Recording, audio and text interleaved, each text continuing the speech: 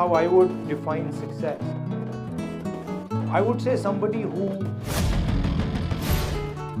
Sir, what is your vision about the research capabilities, especially in a research institute, considering there is a cut down in research fund and increase the taxation on equipment, sir? Put as much money you want in R&D. If you're not actually producing the thing, it will just be a budget. The problem is, we don't respect labor. We respect conceptual work. So I think one of the things that I want to push is moving more into the physical production space.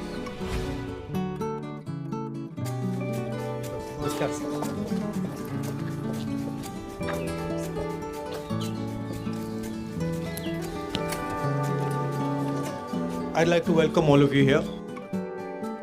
Thank you for coming. So let me start by asking you guys, so I get a sense of what you're thinking. How would you define success? A one-word answer, happiness. Success is journey. There is no stoppable in the success. Anything which does for the betterment of the humanity, I would consider success. Which anything which helps people around me. I'd say a sense of fulfillment in whatever you're doing. So whatever your goals are, whatever your visions are, as long as you're happy in the journey and in the moment, I'd say that is a success for me. Nobody said money, huh? So I was coming to that. Or you're being polite or what?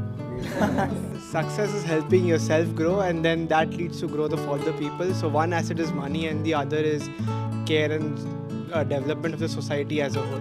But generally, if you were to ask me how I would define success, I would say somebody who observes his surroundings or her surroundings accurately and maneuvers around them in an efficient manner. That would include things like dealing with fear, dealing with greed, dealing with anger, dealing with other people. That's how I would define success. So, considering your long interaction with people, especially maybe in politics, we were wondering what were the issues that we focused on before, let me start out, or say 10 years back, and what are the issues that we are focusing on today?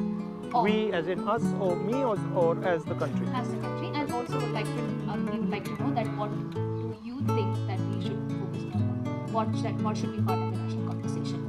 So in the Congress and the UPA, we generally believe that the resources should be distributed more fairly. Growth should be wider.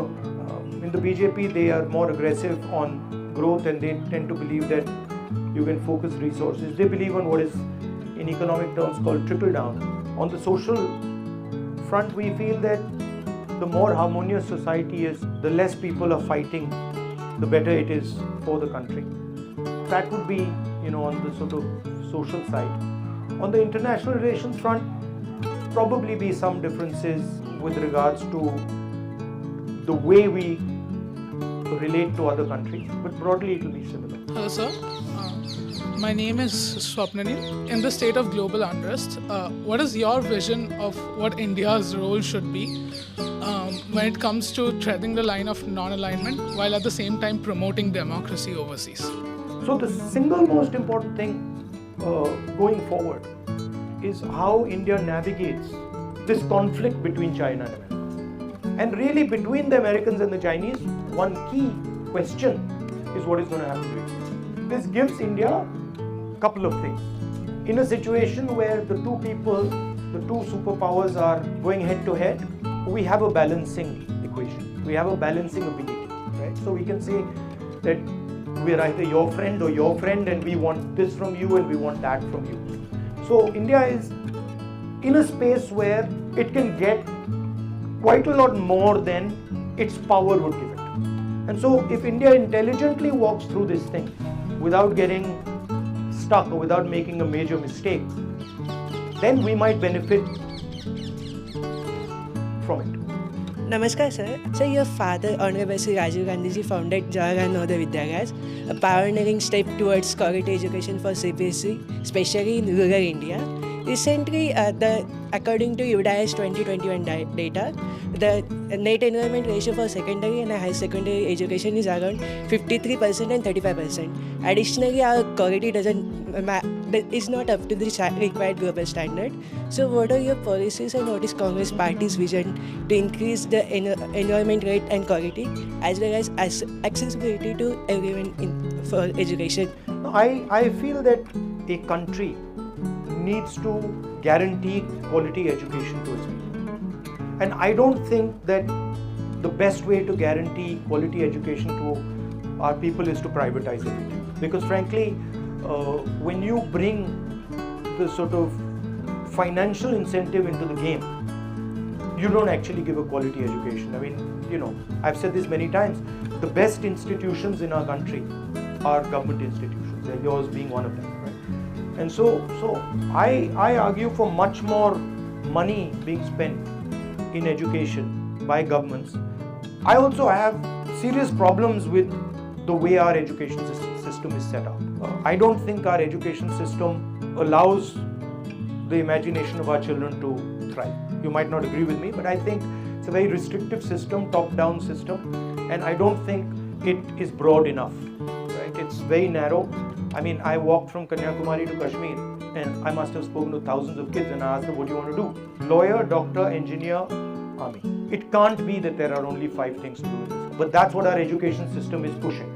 That, success, as we said, success as far as our education system is concerned is if you're an engineer or a doctor, you join the IAS, IPS, or then you get into the forces. And really that's just going to be 1% of our population. Maximum 2. 90% of our population is never going to do this. Right? So the whole thing is geared towards this 1 or 2% who are going to become engineers, doctors, and then poor fellows, when they don't succeed, then they are, they're depressed and they're upset that I couldn't make it. But really, it's impossible for 90% of India to become engineers and doctors. It's not even required. I mean, it doesn't make sense. So, allowing kids to do what they want and allowing them to experience and do multiple things. Our education system disregards many things. It undervalues many professions, overvalues these 4 or 5 professions, and then tells everybody, "Bhai, yehi karna hai." So those are the type of things I would change. What is one of the few important things that you would like to see change in the Indian higher education system? In India, what I remember in the classroom was there's a very clear hierarchy. That's the teacher, and we are students. And that person has a role, and we have a role. And that person is going to basically tell us what he knows. So it's a very hierarchical structure, and knowledge is imparted straight down. And sometimes if the student says, I don't agree or I don't understand, the teacher will be like, listen, keep quiet. And if you do that too many times, he'll put you at the back of the class, and he'll like his 5-7 so-called, call them toppers or sidekicks or whatever, who will repeat what he says, right? The strength of the American system, which is that they will allow you to express yourself, they will allow you to engage with them, and they will broaden your vision. But where they completely fail and they're not interested at all is in the internal system. So they are very interested in what is outside you, the road, the tree, the animals, everything outside. But inside, they're zero. Literally, they don't even have a concept of it. Whereas in India, we might not be so good at the outside, but we are pretty good, especially our traditional systems are pretty good at introspection, looking inside, self-observation, right? And then we have certain basic principles here, ahimsa, truth, etc., that are very powerful but are not in our education system. Namaste sir, my name is Aman Mota. Sir, what is your vision about the research capabilities, especially in a research institute, considering there is a cut down in research fund and increase in the research consumable and in equipment, sir? In my view, innovation will come broadly from the act of production. The problem is that we are not actually producing. Or the innovation emerges from the act of production. Okay? So that's one problem. The second problem in India is that we don't respect labor. So we don't actually respect the act of production. We respect conceptual work. Our society doesn't respect that physical work done by hand. And so, we don't fund that work done by hand. We're not actually respecting the skill. And we're not giving money to the skill. But innovation comes from the skill.